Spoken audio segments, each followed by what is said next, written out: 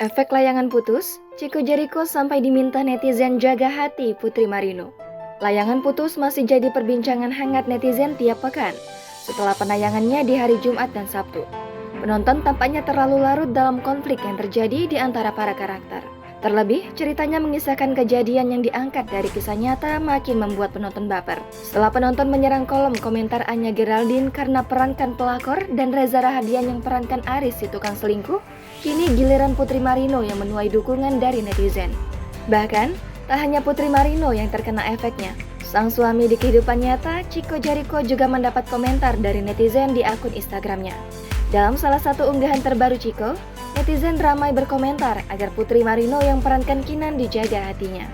Netizen tak hanya meminta Chico untuk menjaga Putri Marino, ada dari mereka yang juga meminta Chico untuk posting foto berdua dengan istrinya. Pasalnya, belakangan Chico dan Putri Marino mengunggah foto seputar kesibukan masing-masing.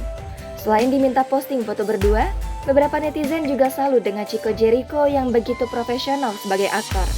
Chico dinilai tak cemburuan ketika Putri Marino harus beradegan ciuman dengan lawan mainnya di layangan putus.